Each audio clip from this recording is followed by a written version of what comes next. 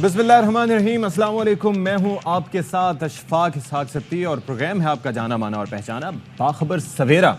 तो तने तनहा आज भी आपके साथ गुफ्तगू जारी रहेगी। और गर्मी का जो अभी मैं टेम्परेचर कुछ देर पहले आपको बता रहा था, मुल्क के तूल अर्ज़ में सोचिए 52-54। अल्लाह रहम करे कि अगर ये ग्लोबल वार्मिंग और ये क्लाइमेट चेंज के मामलात को ना देखा गया और इस पर संजीदगी ना दिखाई गई तरक्की याफ्ता मुल्कों की जानिब से, तो फिर ये टेम्परेचर 60 तक जाएंगे।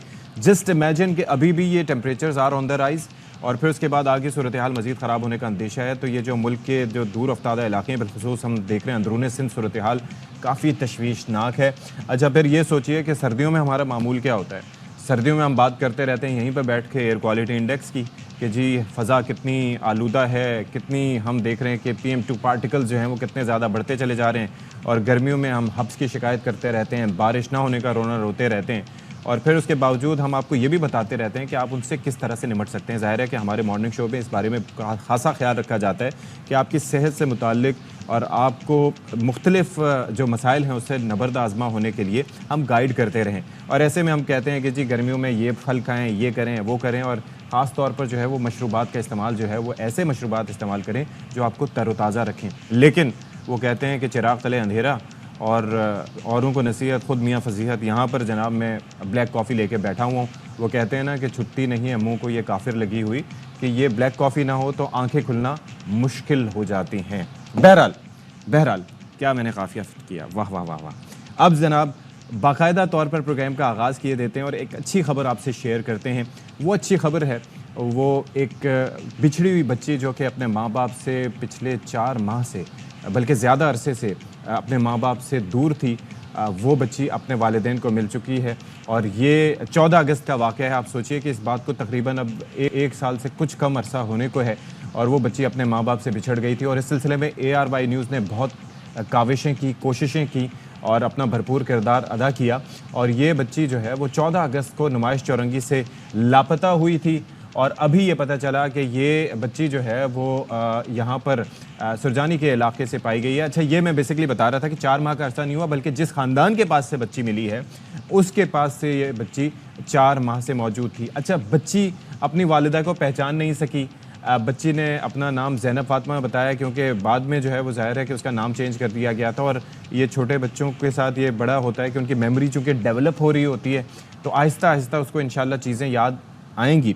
लेकिन हम उस ख़ानदान का भी शुक्रिया अदा करेंगे कि जिन्होंने इस मामले में अपना किरदार अदा किया और बाकायदा तौर पर जो है वो ज़ाहिर है कि वालिदैन से मिलाने में अपनी काविशें की।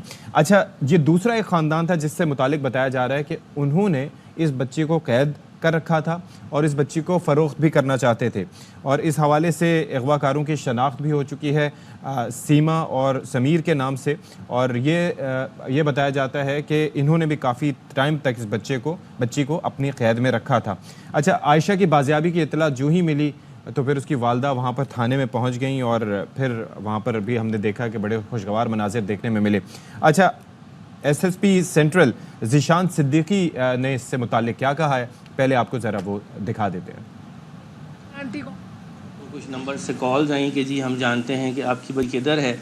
और फिर जब ये वहाँ पे गई उस इलाके में सुरजानी में तो वहाँ से उनको पता चला कि एक फ़ैमिली है जिनके पास ऐसी बच्ची 2-3 माह से रह रही है। और वो अब्दुल मुईज़ जो हैं इनकी फ़ैमिली है, यानी इनकी सास और जो इनके ससुर हैं उनके पास ही 3 महीने से बच्ची उनकी कस्टडी में थी। तो 2 लोग हैं जो बिल्कुल गरीब से हैं, समीर और सीमा। इनकी जो है ये उस मोहल्ले में रहते थे और ये बच्ची उन्हें रखी हुई थी इतने दिनों से।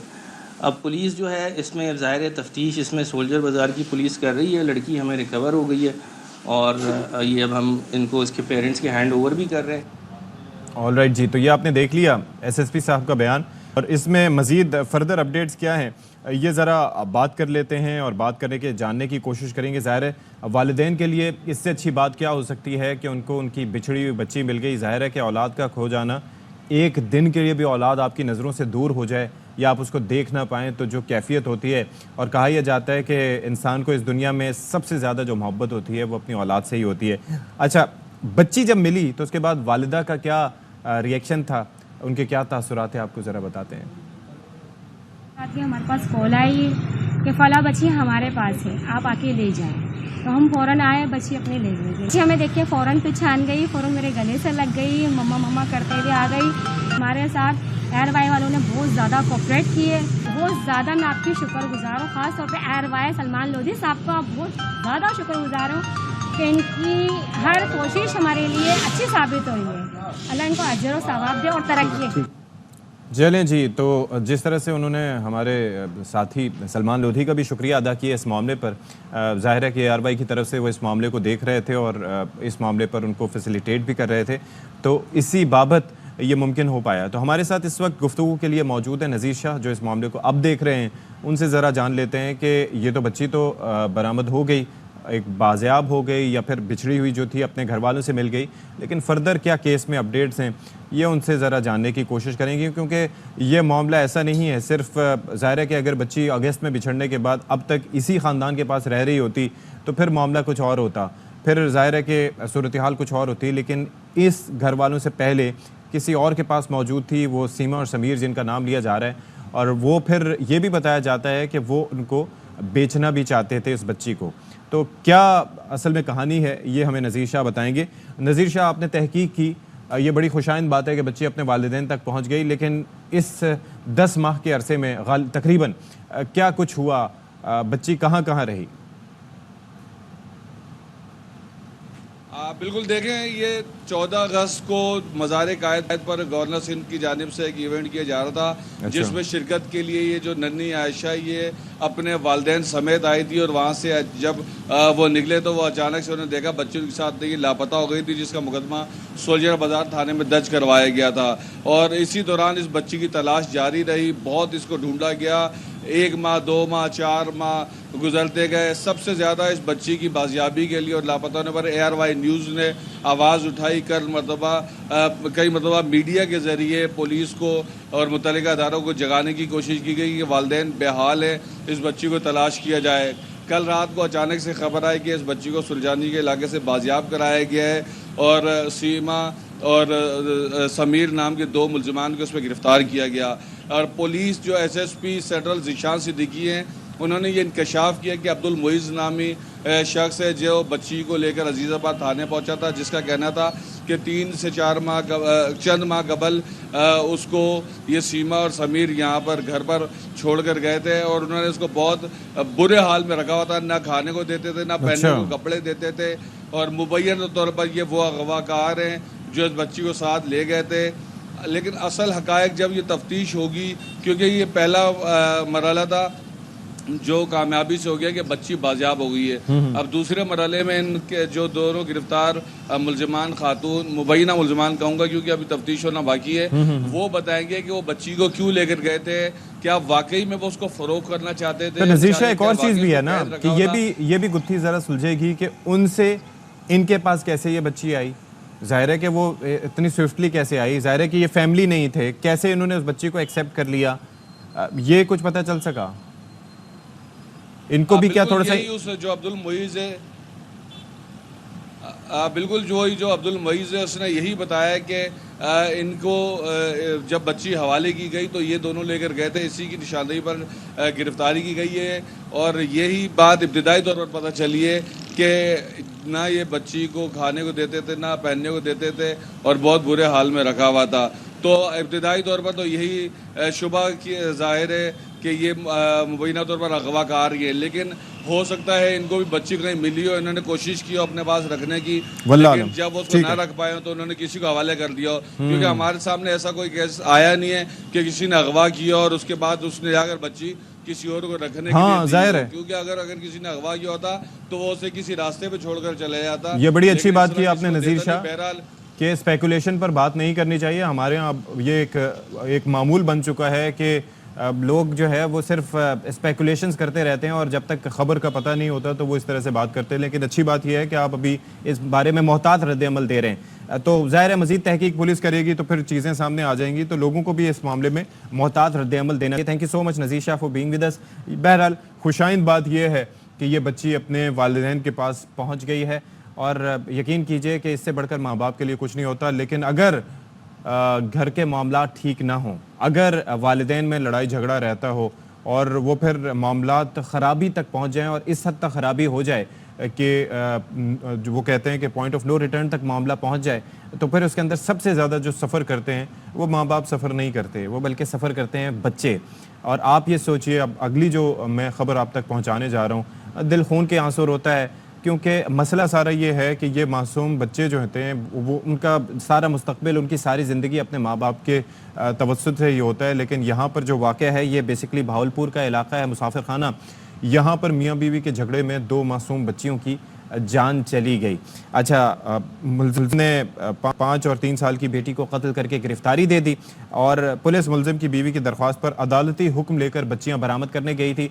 बीवी नाराज़ होकर अपने वालिदैन के घर गालिबन गई, वहाँ से जाके उसने पुलिस को इत्तला दी और फिर उसके बाद ये हुआ कि जब पुलिस की मतलब बरामदगी के लिए घर पे पहुंची तो उसने पुलिस को, मुलज़िम ने इंतज़ार करने को कहा, अंदर गया और अंदर जाकर उसने बेटियों को कत्ल कर दिया। तो चौधरी सलीम हमारे साथ मौजूद हैं। नहायत ही अंदोहनाक वाक़या है, इस पर ज़रा उनसे बात कर लेते हैं। चौधरी सलीम, बताइएगा ये क्या हुआ?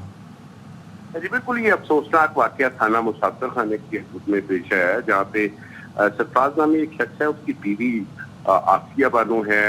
दोनों मियाँ बीवी के दरमियान नाचाकी हो गई। जो बीवी है वो अपने वालिदैन के घर रिहाइश पजीर थी और हाई कोर्ट के ऑर्डर से उसने बच्चों की हवालगी के हवाले से केस दायर किया था, जिसमें थाना मुसाफिर खाना पुलिस खातून के साथ बच्चों की बरामदगी के लिए वहां पे गई। तो 2 बच्चे जो है बेटे हैं, एक 8 साला अहमद और दूसरा 9 साला बच्चा। उनको तो पुलिस ने बाजियाब करवा लिया, लेकिन जो बच्चियां हैं वो कमरे के अंदर सोई हुई थी। जब वालिद को कहा गया सरफराज नामी मुलज़िम को कि उन बच्चियों को भी हवाले करें, तो उन्होंने पुलिस को इंतजार करने का कहा और अंदर जाकर सोई हुई बच्चियों को कस्सी के वार करके कत्ल कर दिया और उसके बाद आला कत्ल समेत उसने पुलिस को गिरफ्तारी पेश कर दी। तो पुलिस ने जो है मुकदमा दर्ज कर लिया है जो बच्चियों की वालिदा है आसिया बानो, उनकी मुद्दत में, और मुलज़िम को गिरफ्तार करके उसके खिलाफ कानूनी कार्रवाई जारी है। लेकिन चौधरी सलीम, मुलज़िम ने ये नहीं कहा कि, मुलज़िम से ये पूछा नहीं गया कि भाई उन मासूम बच्चियों का क्या कसूर था जिसको आप इस दुनिया में लेके आए थे? आपका आपसी झगड़ा था, उसमें बच्चियों की कुर्बानी किस लिए? मुलज़िम को रंज था बीवी के ऊपर कि वो बच्चों को बरामद करना चाह रही है। हालांकि कोई इतना बड़ा झगड़ा नहीं था जैसे आम घर में झगड़ा होता है, लेकिन जो गुस्सा और जिद है, उस जिद की बिना पे उसने खातून के दरमियान तलक कलामी हुई वहीं पे मौके पे, और उसने कहा ठीक है मैं बच्चियां हवाले करता हूँ। पुलिस को कहा कि आप इंतजार करें, बच्चियां सोई हुई हैं, मैं लेके आता हूँ। अच्छा। लेकिन गुस्से में उसने कस्सी के वार करके दोनों बेटियों को कत्ल कर दिया और कत्ल करने के बाद अपने आप को पुलिस के हवाले कर दिया। चलें जी, चौधरी सलीम आपने हमें आगाह किया। नहायत ही अफसोसनाक वाक़या था जिससे मुतालिक चौधरी सलीम रिपोर्ट कर रहे थे। अच्छा जी, अब आगे बढ़ लेते हैं, थोड़ा सा बात कर लेते हैं प्रोग्राम में। जिस तरह से शुरू में हमने तस्करा किया था कि मौसम जो है ये बहुत ज़्यादा गर्म है और ये साइड में हम टेम्परेचर भी चला रहे हैं इस वक्त। जो टेम्परेचर है इस्लामाबाद में निस्बतन थोड़ा सा बेहतर है, आज द टेम्परेचर इज़ 33 डिग्रीज़, और कराची में इस वक्त भी अगर हम बात करें तो थोड़ा सा जो दर्जा हरारत है वो बेहतर होगा, लेकिन आहिस्ता आहिस्ता ये 10, 11, 12 बजे उसके बाद फिर गर्मी की शिद्दत में इजाफा होता जाएगा। बाकी जो इलाके हैं वहाँ पर जो टेम्परेचर है, इस वक्त का जो टेम्परेचर है वो हम आपके सामने स्क्रीन पर पेश कर रहे हैं, लेकिन ये टेम्परेचर इस वक्त का है, ये आगे बढ़ता चला जाएगा। मुल्तान में आप चेक कीजिए 48 डिग्रीज़ है, तो वहाँ पर बहुत ही, पेशावर में शदीद गर्मी है, आप अंदाज़ा करें कि 43 डिग्रीज़। और मैं सिर्फ ये इस पर बात करना चाहूँगा कि आप ज़रा सोचिए कि ये वो फील्स लाइक का चक्कर में जिस तरह से बारहा कहता हूँ कि जो टेक्नोलॉजी तरक्की करती जा रही है ना, तो उस तरह से ये गर्मी महसूस करने के तरीके भी बदलते चले जा रहे हैं। अब वो फील्स लाइक अलग चक्कर है, और ये गिलगित वाले बड़े खुश नसीब हैं, बहुत ज़्यादा मुबारकबाद उनको कि वहाँ पर टेम्परेचर जो है वो 23 है। और अब ऐसे में जो मुल्क के दीगर इलाके हैं वहाँ का दर्जा हरारत भी ज़रा आपको बता देते हैं। जैकबाबाद में 51 है, मोहिंजोदड़ो में पारा 52 डिग्री सेंटीग्रेड रिकॉर्ड किया गया था। और फिर इसके साथ साथ जो बाकी इलाके हैं जैसे दादू हो गया, शहदाद कोट हो गया, सिब्बी, रुझान और राजनपुर में 50 डिग्री सेंटीग्रेड रिकॉर्ड किया गया है।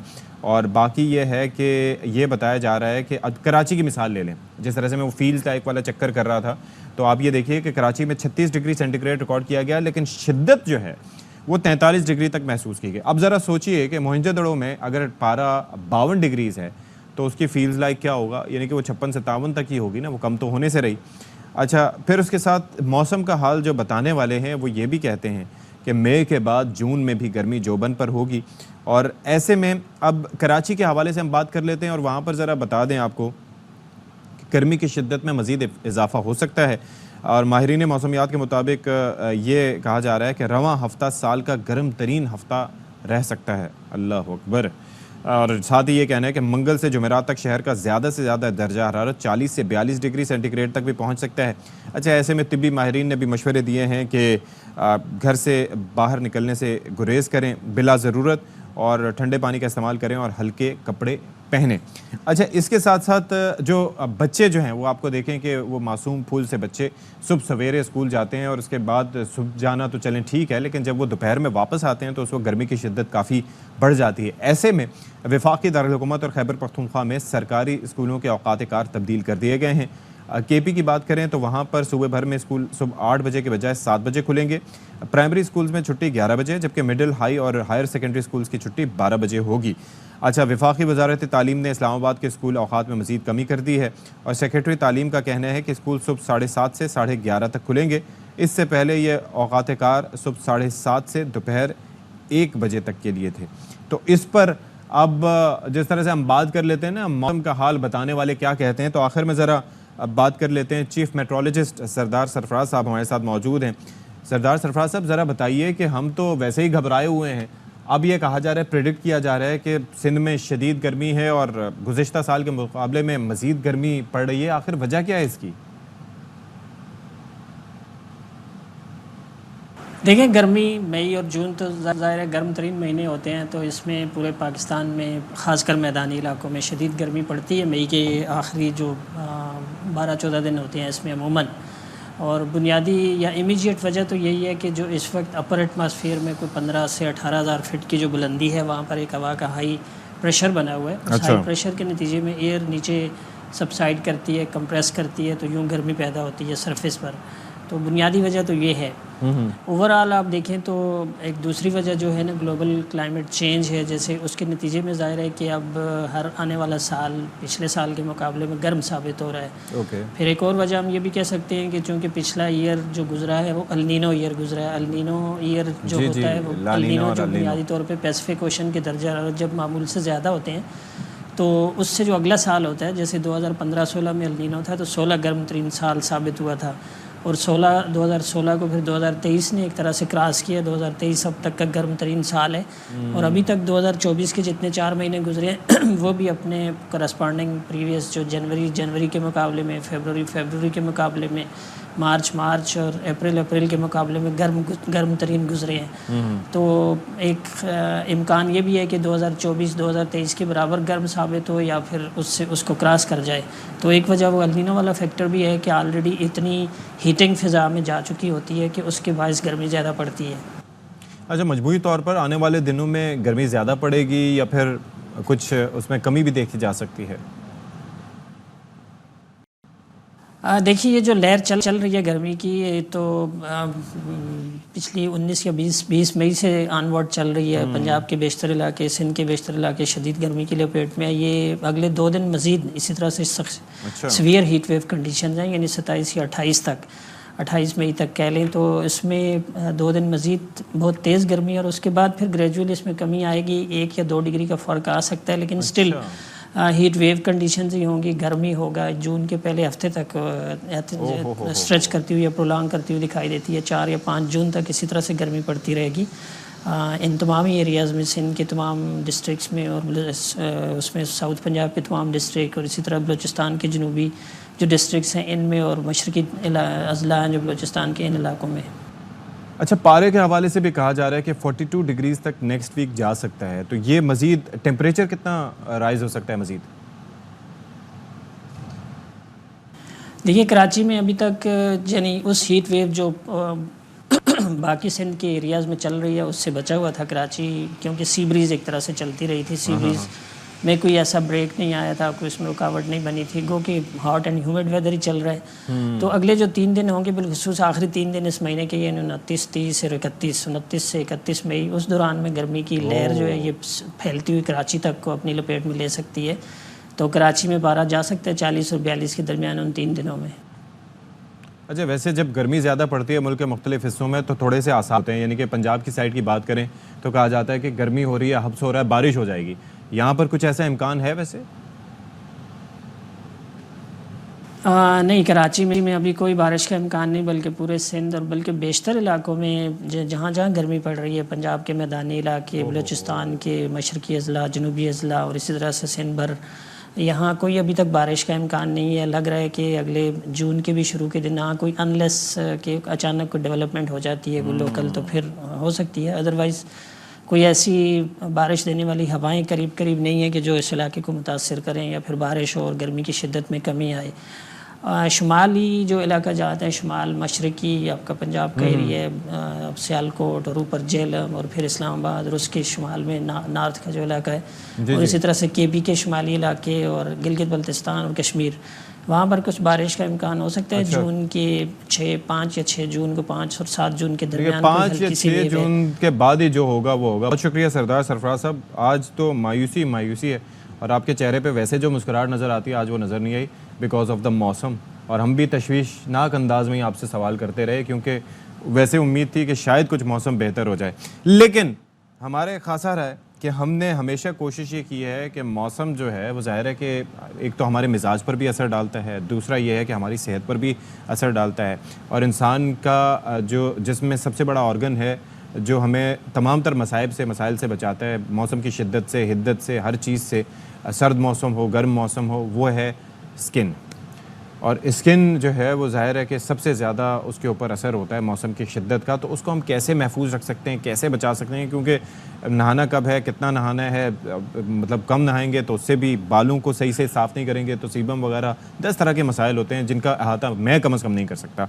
तो ऐसे में एक ऐसी शख्सियत हमारे साथ मौजूद हैं जो हमेशा आके अपने वो कहते हैं कि मुनफरिद अंदाज में आपको तमाम तर सूरत हाल से आगाह करते हैं और हंसता मुस्कुराते आपको तमाम तर चीज़ों से, मुश्किल तरीन वक्त से निकालने की कोशिश करते हैं। तो हमारे साथ मौजूद हैं माहिर अमराज जिल्द डॉक्टर खुर्रम बशीर। अस्सलाम वालेकुम and a very good morning. आप बताएं, बहुत शुक्रिया। कैसे हैं आप? बताइए। तो मुझे ये बताएं भाई कि आज ये स्टूडियो तो आपका बिल्कुल ठंडा हो रहा है, बेहतरीन। बाहर क्या हाल है? बाहर क्या हाल है? अभी है गर्मी वैसे बाहर? काफी ठीक ठाक भाई। मैं खुर्रम भाई, मैं एक चीज़ पता है क्या कह रहा था? हम बचपन में या उसके बाद जब टेक्नोलॉजी ने इतनी तरक्की नहीं की थी ना, तो उस वक्त हम सिर्फ दर्जा हरारत बताते थे कि अभी जो है 40 है, अभी 50 है, अभी 30 है। अब पता है क्या है?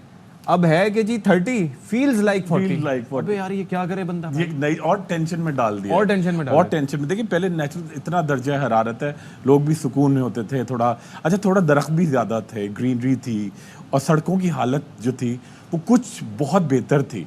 अब सड़कों की हालत देखिए, होता ही है कि जितनी कंक्रीट बढ़ता चला जा रहा है, फिर सड़कें बहुत सारी इनकम्प्लीट सी हैं, उसमें डामर आधा, अभी हम लोग आए तो जगह जगह डामर पड़ा हुआ है, रोडे पड़े हुए हैं और इतना डस्टी है, उससे और हीटअप आपका जो होता है, मैं देख के हैरान होता हूँ। कल भी मैंने खुद देखा कि जैसे अच्छे देखिए बेचारे कराची के जो रिमोट एरियाज हैं उनको छोड़ दे, जो बड़े डेवलप्ड एरियाज हैं वहाँ खवातीन का चलना, मर्दों का तो बेचारे जैसे तैसे चल जाते हैं, खवातीन एक तो गर्मी, ठीक है, सेकंड आपकी तमाम सड़कें टूटी हुई हैं और इतने रोड़े पड़े हुए हैं, वो सैंडल पहनती हैं। हम पता है क्या जी खुर्रम भाई, हम अभी जिस तरह से सरदार सरफराज साहब हमारे साथ मौजूद थे जी, उसमें ये चक्कर था कि हमने तस्करा किया, आपको याद होगा 2015 की गर्मी, जब रात के 9 बजे I was sitting with a friend और वहाँ पर टेम्परेचर जो है वो 45 डिग्रीज था। वो उस वक्त एल नीनो इफेक्ट की वो बात कर रहे थे और अभी 2023 में उसने उसको सरपास किया। अब चक्कर पता है क्या है? उस वक्त क्या हुआ था कि वो अरेबियन सी की जो हवाएं थी वो बंद हो गई थी, हब्स हो गया था। अब आप सोचें कि जिस तरह से आपने सड़कों की हालत की बात की, पोल्यूशन की वजह से जिस तरीके से एक हीट इंडेक्स बन जाता है, एक हीट वेव होती है, एक हीट इंडेक्स, तो वहां पर समझें कि हम तप रहे हैं और पक रहे हैं, मतलब वो वाली सिचुएशन है। अच्छा, लोग अपने तौर पे क्या करें, फिलहाल सड़कें तो और आगे का भी सोचिएगा, आगे का ये सोचें कि जब ईद आने वाली है जून में 16 तारीख को, लोग मंडी को जा रहे हैं, ठीक है, तो उसका आप सोचें कि वहां पर जा रहे हैं, स्किन आपकी टैन हो रही है, आपने भी स्किन का ही तज़किरा किया। जी बिल्कुल। देखिए किस तरह से, एक तो सबसे बड़ा ऑर्गन है हमारा, हम लोग समझते हैं ये छिलका है, कुछ लगा लेंगे, कुछ मतलब दिल का ख्याल रखेंगे, जिगर का रखेंगे, फेफड़ों का रखेंगे, इसको इग्नोर कर देंगे। अच्छा, ये सबसे पहले अलामत आपकी कोई भी बीमारी को शो करती है, इसका बड़ा ख्याल रखना। अच्छा, महंगी चीजें छोड़ दें, अच्छा अभी सड़कों को भी छोड़ दें, वो नहीं बनती, वो नहीं बनती, हाँ वो नहीं बनती, अभी 5 साल तो नहीं बनती, ठीक है। अच्छा, अब आपको क्या करना है, एक तो आप पानी खूब सारा पिएं, ठीक है, कोशिश करें कि हर कोई मिनरल वाटर नहीं पी सकता। घर में आप क्या करें, पानी उबाल के ठीक है, उसको अच्छी तरह से ठंडा होने के बाद एक चक्कर फिटकरी का दें। एक चक्कर फिटकरी का क्या घुमा आप लें? बॉईल करें बड़े बर्तन में और एक चक्कर फिटकरी का दें, घुमा दें और नीचे का पानी आप छोड़ दें, ऊपर का आप मलमल के कपड़े में लपेट के उसके अंदर से घुमा दें। बिल्कुल मलमल के कपड़े में, ओके, डायरेक्टली नहीं करें, मलमल के या डायरेक्ट भी कर सकते हैं। अच्छा, डायरेक्ट भी चक्कर देके उसके बाद जो पानी निकलेगा उसे आप छान के वो प्योर पानी बन पी गया। सकते हैं, वो पिए, बिल्कुल पिएंगे। उसको साफ बॉईल करने के बाद ठंडा हुआ फिटकरी आपने घुमाई, वो पानी पिएंगे। ठीक है। सेकंड चीज, सत्तू बड़ी जबरदस्त चीज है। ठीक है, बेहतरीन चीज है। एक तो एनर्जाइज आप रहेंगे, ठीक है, जितने डिहाइड्रेटेड हैं वो नहीं रहेंगे। और थोड़ा सा जो होता है ना कि गर्मियों में एकदम से लोगों के कॉम्प्लेक्शन जरा टैंड हो जाते हैं और लोग उसको सीरियस भी लेते हैं, ऐसा नहीं है। तो वो आप बिल्कुल तपिश का शिकार होते हैं, डिहाइड्रेटेड होते हैं, पिंपल्स, फोड़े, एक्जिमा, फंगल इन्फेक्शन, ये सारे एक तो आपको जब आप पिएंगे ना, इवन जिनको सोराइसिस होता है वो भी बहुत एग्रेवेट हो जाता है, बिल्कुल फ्लेयर अप हो जाता है। अच्छा, मुझे एक और बात बताएं कि सत्तू बेसिकली होता क्या? हमारे एक दोस्त पूछ रहे हैं जी इंग्रेडिएंट्स क्या है। बचपन में मैंने बहुत पिया है, अब बिल्कुल उसमें होता है कि आप उसमें फाइबर कंटेंट ज्यादा होता है, चने होते हैं, ठीक है, उसमें थोड़ा सा अनाज की चीजें ज्यादा होती हैं, बड़ी सिंपल सा और बड़ा क्या जबरदस्त टेस्ट बहुत आप देखें लोग मतलब उसको अगर पिए, एक तो आपका बड़ा एक जो स्लिमिंग का खवातीन को क्रेज है ना, स्लिमिंग में बड़ा हेल्पफुल है। एक तो आपके पूरा आपको डिटॉक्स करता है, ठीक है, फाइबर कंटेंट बहुत ज्यादा है। अच्छा, लेकिन बचपन में जब मैंने पिया तो उस वक्त गुड़ वगैरह के साथ पिया जाता था, गुड़ के बगैर तो खाली तो नहीं, खाली शक्कर ना डालें, गुड़ डालें या शहद डालें, गुड़ बेस्ट है। अच्छा, गुड़ से एक तो आप वैसे भी आपका निज़ाम हजम तेज होता है, इम्यून सिस्टम आपका सही होता है। गर्मियों का जुकाम जो है ना, आजकल लोग गर्मी से आते हैं एकदम ठंडा पानी पिए, नज़ला जुकाम, बलगम को वो स्प्यूटम को बहुत तेजी से आपकी बॉडी से क्लियर करता है। सेकंड चीज बड़ी इंपॉर्टेंट, आपकी हड्डियों, खवातीन का जो जरा सी बात हुई, ये हाथ लगा, ये फ्रैक्चर हो गया, ये ऑस्टियोपोरोसिस, आर्थराइटिस को भी बहुत बुरा होना, बिल्कुल आर्थराइटिस को बड़ा हेल्प करता है, रियूमेटॉइड आर्थराइटिस को करता है, ऑस्टियोपोरोसिस को। और जो बच्चों के दांत आजकल पक्के आने के बाद भी बहुत जल्दी झड़ जाते हैं, उनके लिए बहुत अच्छा ड्रिंक है। एक तो ठंडक भी दे, सत्तू। अच्छा, और सेकंड चीज बड़ी इंपॉर्टेंट है, छोटी सी बॉटल हर कोई अपने पास, खवातीन और हजरात दोनों, अर्क गुलाब की स्प्रे बॉटल अपने पास रखें। अच्छा, जब आप तो बीच में आपने पॉज दे दिया था, लोग परेशान हो गए थे छोटी सी बोतल पे। अच्छा जी, छोटी सी बॉटल अर्क गुलाब की अपने पास रखें और उसको थोड़ी थोड़ी देर में स्प्रे करते रहे, ठीक है। अच्छा, मर्द जब बाहर जाएं कैप पहने, ठीक है, कैप पहने भाइयों, कैप जरूर पहने, ठीक है, क्योंकि हमारे यहाँ लोग जो है ना पीतल से हो जाते हैं, वो रंगी की चेंज हो जाता है, वो कच्चा हो जाता है, कच्चा हो जाता है। तो उसके एक तो अर्क गुलाब, मतलब गर्दन का अलग कलर है और अलग हाथ अलग है, ठीक है। अच्छा, और चेहरे पे भी 2-3 टोन आ जाती है, ठीक है। एक तो अर्क गुलाब का स्प्रे करें, मर्द जरा कैप पहने, खवातीन जाए तो थोड़ा सा आगे दुपट्टा कर लें तो एक शेड हो जाएगा, कैप पहन लें। कुछ लोग ये करते हैं कि जैसे कपड़ा होता है वो गीला करके गर्दन की साइड पे रखते हैं, is that the right thing to do? बहुत अच्छा, क्योंकि मैं वुजू करते हुए अक्सर ये फील करता हूँ कि यहाँ पर आप हाथ लगाएं, ये जगह बहुत गर्म होती है। ये इसका टेम्परेचर अलग क्यों डिफरेंट होता है ये, बिल्कुल। और यहाँ आपको डायरेक्ट आपके बड़ा आपकी बॉडी एक तरीके से हम लोग जैसे ये इस तरह से कवर्ड है ना, ये डायरेक्ट एक्सपोजर है, तो वो आपको ठंडक देती है, ठीक है। सेकंड चीज आप क्या करें, कच्ची लस्सी का इस्तेमाल। अच्छा, वो महंगी नहीं है बिल्कुल। अच्छा, आपको क्या करना है, इस दफा आप यकीन करें कि मेरा रोजाना का मामूल ये लस्सी और कच्ची लस्सी है ना, तो चले बनाना बता दें। बिल्कुल, ये न्यूट्रिशनिस्ट भी है हमारे भाई, अब ये सुन लें आप जरा। अच्छा, देखिए उसमें शक्कर नहीं डालेंगे, ठीक है। आपने एक बड़ा जग लिया, तकरीबन 1 लीटर पानी, ठीक है। 2 चमचे आप डालेंगे दही, 2 चमचे, बिल्कुल ऐसे ही करते हैं। और आप डालेंगे 1 चमचा चाहे तो दूध डाल दें, ठीक है। थोड़ा सा नमक और इसके अंदर ऐड करें आप गुड़, ठीक है। गुड़ करना जरूरी है, गुड़ करें या शक्कर, थोड़ा सा अगर मीठा अगर ना करें तो हर्ज नहीं है। देखिए, कच्ची लस्सी बहुत ही अच्छी है, कच्ची लस्सी को हम एसोसिएट करते हैं थोड़ा सा नमकीन, वो खाने के साथ भी आप सिप करते हैं, वो तो बहुत अच्छा है, नमकीन बहुत अच्छी है। और अगर मीठे की क्रेविंग है तो आप गुड़ डालेंगे या शहद डाल देंगे, ठीक है। और ये इतना महंगा नहीं पड़ेगा, ठीक है। थर्ड चीज बड़ी इंपॉर्टेंट है, जो आपके घर में दूध आप रोजाना इस्तेमाल करते हैं, चाय में, खाने में, ठीक है, थोड़ा सा दूध जो आप पीते हैं, अब स्लिमिंग भी करनी है तो आपके घर में दूध आता है, उसकी बलाई निकाल लें, ठीक है। आप बलाई को क्या किया, आपने निकाल के उसके अंदर 4 चीजें ऐड करेंगे जो घर के अंदर ही मौजूद, ठीक है। थोड़ा सा जाफरान, ठीक है, थोड़ा महंगा होता है, बिल्कुल 1 स्ट्रैंड, ठीक है। थोड़ा सा लीमू का रस, थोड़ी सी ग्लिसरीन। वो भी बोल दे महंगा होता है भाई, अभी बहुत महंगा होता है। क्या चीज़? लीमू आजकल बड़े महंगे लीमू भी महंगे हो गए। देखिए पता है, आप देखें कि ये क्यों नहीं करते लोग, घर में क्यों नहीं उगाते? हाँ, ये बहुत सिंपल है। अच्छा, आप इसके अंदर बहुत पता है simple- जी घर में क्यों नहीं उगाते जी। ये रेसिपी की तरफ आएंगे, ये जी। तरकीब के। भाई मैं लेके आया लीमू, लाके उसका पौधा मैंने रख दिया। अब मुझे ये नहीं पता था कि उसको धूप कितना टाइम तक देनी है, और धूप के बगैर वो लीमू नहीं होते। नहीं उसका सन एक्सपोजर जरूरी है, हाँ। That is the problem. वो फिर मुझे बाद में पता चला, जब तक वो आप बिल्कुल सही कह रहे हैं। मेरे ख्याल है हर दफा प्रोग्राम में एक पौधे की हम जरूर बात किया करेंगे। लोग घर में करेंगे। सब्जी कैसे लगाएं, कोई फल, लीमू आप घर में इतने सारे होते हैं, आप यकीन करें कि मैं अगली दफा लेकर आऊंगा घर के, इतने सारे हैं। मुझे पता चलता है लोग बड़े महंगे खरीदते हैं, मुझे पता नहीं चल रहा। हम लोग भाई 800-900 रुपए किलो अभी कुछ दिन पहले देखे थे, अब वल्लाह आलम क्या रेट होगा। जी, तो वो भी ये बड़े महंगे हो रहे हैं। ये ना गन पॉइंट पे छिन जाए आपसे लीमू। सही कह रहे हैं, अगर सही कह रहे हैं। चले आप तरकीब पे आ जाए। आपने क्या किया जी? आपने पहले बलाई, ठीक है, उसके अंदर डाला थोड़ा सा ग्लिसरीन, ठीक है, एक स्ट्रैंड डाला आपने जाफरान का। ठीक है, उसके अंदर ऐड किया थोड़ी सी हल्दी, ठीक हल्दी, है, टर्मरिक और पाउडर, ऐड करेंगे उसके अंदर ग्लिसरीन। ये तमाम चीजें फेंटी आपने, ठीक है। इसके अंदर आपने डाली थोड़ी सी शक्कर, व्हाइट शक्कर, ओके, ठीक है। मिक्सचर बनाया और पूरी रात के लिए मिक्सचर बना के आपने रख दिया, ठीक है। सुबह को उठे आपने हल्का सा मुंह धोने के बाद पूरे फेस पे ये आपने पैक लगाया, ठीक है, पूरे फेस पे। अच्छा, फेस ये है, लोगों को बार बार कहते हैं जी फेस ये नहीं है, फेस ये है, ठीक है। चेहरा, गर्दन, गुद्दी, कान, हाथ, ठीक है, लगा के आपने 5 मिनट छोड़ा और फिर नीम गर्म पानी से, जैसे बच्चों के मैल नहीं छुड़ाते उस तरह से किया। इतनी आपकी स्प्रिंकलिंग, बड़ी स्पार्कलिंग। तो ये मर्द भी कर सकते हैं? मर्द तो करना चाहिए मर्दों को। ये आपके पूरे दिन के लिए सनस्क्रीन का भी काम करेगा।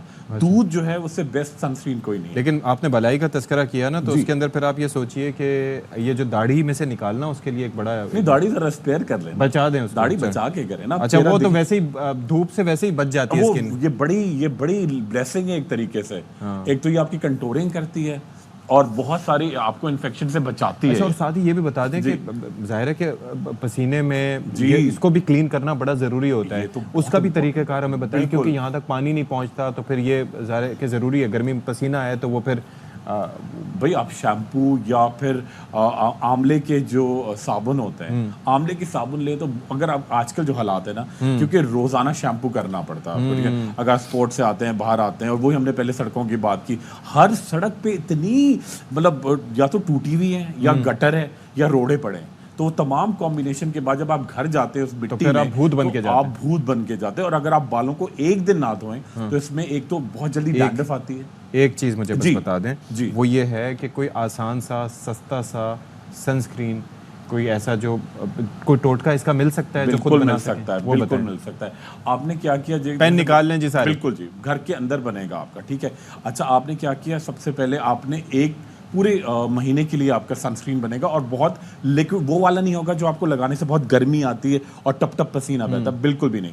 आपने क्या किया जी? 1 लीटर आपने पानी लिया, ओके जी, ठीक है, उसे बॉईल करके आप उसको आपने डाला पैन में, और ये पूरा आपका सनस्क्रीन तैयार हो रहा है, ठीक है। उसके अंदर आप डालेंगे जी तकरीबन 20 ml चंबेली का तेल, चंबेली का तेल, ठीक है। उसके अंदर आप ऐड करेंगे 20 ml ग्लिसरीन, 20 ml ग्लिसरीन, ठीक है। मुट्ठी भर के पुदीने की पत्तियां अच्छी तरह से मैश करके, पुदीने की पत्तियां, पुदीना, हाँ, मतलब पुदीने की, मतलब जो पुदीना ग्राइंड कर लें उसको? नहीं, बिल्कुल ग्रीन वाला, अच्छी तरह से उसको चुरमुर करके पानी में डालें, ठीक है। उसको बॉईल होने दें, ठीक है। और 2 से 3 बड़ी इलायची, नहीं, फ्रेश पत्तियां, और 2 से 3 बड़ी इलायचियां, ओके, ठीक है।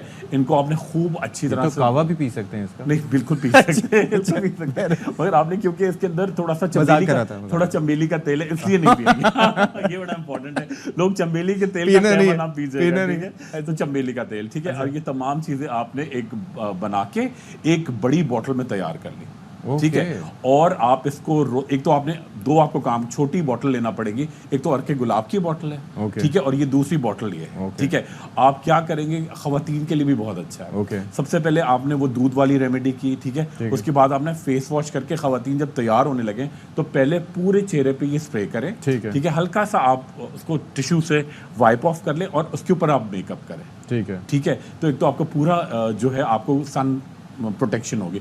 मर्दों के लिए कोई मसला नहीं है, आपने स्प्रे किया और टिश्यू से उसको डैब करते रहें और 3-4 दफ़ा दिन में करें। अच्छा, ये वो वाला सनस्क्रीन भी नहीं होगा कि जो लगा के आपको टप टप पसीना बह रहा है, इतनी कंजेशन है, ग्रीजी हो रहा है, बिल्कुल भी नहीं। लेकिन ये इसका इम्पैक्ट है 100% 100 कूलिंग और प्रोटेक्शन और बेहतरीन करेगा आपको, ठीक है। और कैप मगर आपको देखिए सनस्क्रीन के बावजूद ये नहीं कि सनस्क्रीन लगा के हम आज़ाद हो गए, ठीक है, नहीं, बिल्कुल भी नहीं। कैप आपको फिर भी पहननी है, कैप आपको फिर भी पहनना है। खवातीन थोड़ा दुपट्टा आगे कर लेंगे, वो भी हैट पहन सकती हैं, ठीक है। अच्छा, और थर्ड चीज़ बड़ी इंपॉर्टेंट है जी, इसको लगा के आप मेकअप भी कर सकती हैं, इसको लगा के आप किचन में भी जाएं, इसको लगा के आप रात में जब आपकी नाइट क्रीम होगी तब भी आप ये लगाएंगे। अच्छा, ये वो वाला सनस्क्रीन है जो आपके पोर्स भी क्लॉग नहीं करेगा। Okay, nice. तो आप रात को नाइट क्रीम से पहले भी स्प्रे करें। ये बॉटल आपको 2 महीने चलानी है, मई, जून, और खराब नहीं होगी 2 महीने तक। मतलब आप नहीं बना लें और चलिए, 15 दिन में बनाएं। ठीक है। Thank you so much. Thank you doctor Khurram Bashir, it's always a pleasure कि आप हमारे पास तशरीफ लाते हैं।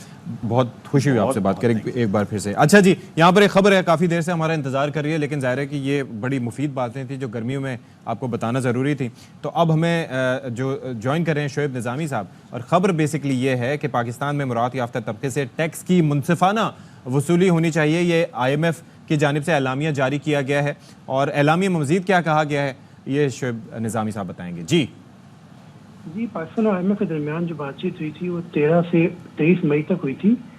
इसके ऊपर जो है मिशन चीफ ने एक एलामिया, जैसे कि टॉक्स ख़त्म हुई थी तब जारी किया था, और अब जो है IMF ने बाज़ाब्ता तौर पर इसके ऊपर एक एलामिया जारी किया है, जिसमें इस बात पर जोर दिया गया कि पाकिस्तान में जो टैक्सेस की वसूली है वो मुनसिफाना की जाए, और इसमें हमारा जैसा तबका जो है उससे भी टैक्स की वसूलियाँ की जाएँ, और मैशत के इस्तेकाम के लिए टैक्स नेट को बढ़ाने के इक़दाम को नागुज़ीर करार दिया है। इसी तरह ये भी कहा गया है कि पाकिस्तान में महंगाई का जब तक कंट्रोल नहीं होती उस वक्त तक मॉनेटरी पॉलिसी सख्त रखी जाए, यानी कि शरह सूद ज़्यादा होगा तो महंगाई जो है वो कंट्रोल रहेगी। साथ साथ ये भी कहा गया है जो पाकिस्तान में सरकारी इदारे हैं उनके नुकसान को कंट्रोल किया जाए, उनकी कारकर्दगी को बेहतर बनाया जाए, उनके असर जो है वो रिस्ट्रक्चर किया जाए, और साथ साथ जो है उनकी जहाँ निष्कारी हो सकती है वो भी की जाए। इसके साथ साथ जो पाकिस्तान और IMF के दरमियान जो बातचीत चल रही है, इसके बाद इस बात का इम्कान है कि बजट के बाद ये टॉक्स दोबारा होंगी और पाकिस्तान को नए प्रोग्राम के लिए जो है वो मजीद बातचीत करनी पड़ेगी। चलें, ठीक है, बहुत शुक्रिया आपका शोएब निज़ामी। चलें जी, अब एक वक्फा, और वक्फे के बाद आएंगे, आपने कहीं जाना नहीं है।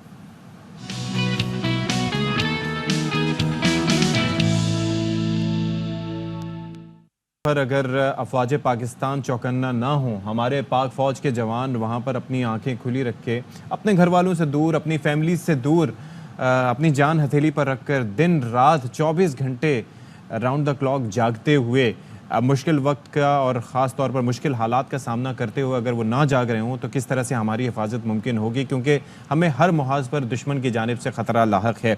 सिक्योरिटी फोर्सेस ने गुज़िश्ता रोज़ ये पेशावर के इलाके हसन खेल में कामयाब कार्रवाई करके 5 दहशतगर्दों को हलाक किया, और ये आप देखिए कि अफ़गान सरजमीन ये बार बार इस्तेमाल होती है पाकिस्तान के ख़िलाफ़, और पाकिस्तान की जानिब से कन्वे भी किया जाता है, लेकिन उसका असर कुछ नहीं होता। अच्छा, ये जो कार्रवाई थी हसन खेल के इलाके में, इसमें जिस तरह से हमने तस्करा किया कि कैप्टन हुसैन जहांगीर और हवालदार शफीकुल्लाह ने शहादत का रुतबा इसमें पाया। गुज़िश्ता 1 माह में अफ़गानिस्तान से ताल्लुक़ रखने वाले 29 दहशतगर्दों को हलाक किया जा चुका है, जबकि इन दहशतगर्दों से बड़ी तादाद में गैर मुल्की असलहा भी बरामद हुआ। ऐसे में वज़ीर दाखिला मोहसिन नकवी साहब का स्टेटमेंट भी सामने आया है। उन्होंने प्रेस कॉन्फ्रेंस की और कहा कि बशाम में चीनी इंजीनियर्स पर हमला कलअदम TTP ने किया है, और वो ये भी कहते हैं कि अफ़गान सरजमीन के इस्तेमाल होने के तमाम शवाहिद मौजूद हैं। तो क्या वो कह रहे थे, ज़रा सुनिए आप। क्या लेते हैं इस सूरत हाल पर कि आखिर ऐसा क्यों हो रहा है? ब्रिगेडियर रिटायर्ड वक़ार हसन खान हमारे साथ मौजूद हैं, सिक्योरिटी एक्सपर्ट हैं। Thank you so much for joining us Waqar sahab, and a very good morning to you. आप ये देखिए कि हम अपने जवान खो रहे हैं, एक ऑफिसर शहीद हुए हैं, एक हवालदार शहीद हुए हैं, और आप सोचिए कि ये कुर्बानियाँ ही हैं जिसकी वजह से आज हम अपने आप को महफूज तस्वुर करते हैं। लेकिन ये हमारे पड़ोसी मुल्क हैं, इनकी जानिब से दहशतगर्दी पाकिस्तान में ही क्यों की जाती है? हालांकि अफ़गानिस्तान को देखा जाए कि बरादर इस्लामी मुल्क है, कभी हमने ये नहीं सुना कि अफ़गानिस्तान से दहशतगर्दी हो रही हो और वो भारत उसका निशाना हो, या वहाँ पर कोई खुदा न ख्वास्ता ऐसा वाक़या पेश आया हो। हम नहीं चाहते कि वहाँ पर भी हो, लेकिन फिर भी ऐसी कोई ख़बर नहीं आती। पाकिस्तान ही निशाना क्यों बनता है हमेशा? आई थिंक इस पे पहले भी हमने डिस्कस किया था कि सक्सेसिव अफगान गवर्नमेंट्स जो हैं, इंक्लूडिंग जो भी तालिबान 2 जिसको कह लें इंटरिम गवर्नमेंट, इन्होंने terrorism as a tool of policy basically adopt किया है। और ये समझते हैं कि ये कंसेशन ड्रॉ कर, इकोनॉमिक कंसेशन स्पेशली, थोड़ा सा मैं इस पे हाईलाइट भी करूंगा कि इस वक्त जो हालत है अफगानिस्तान की बड़ा इंपॉर्टेंट है। $6.5 अरब डॉलर की टोटल जीडीपी है, जो फैसलाबाद की जीडीपी का कोई 11वां हिस्सा बनता है। ये टोटल आई वुड से कि इकोनॉमी की हालत है। -0.6% इस वक्त माइनस में चली गई है ग्रोथ। फ्लड्स में आप देख लें इस वक्त मैनेज नहीं हो रहा। अच्छा। और उसमें तालिबान शुड रियलाइज कि ये तकरीबन 4 करोड़ 10 लाख लोगों का मुल्क है, जो it's a very large country in that sense.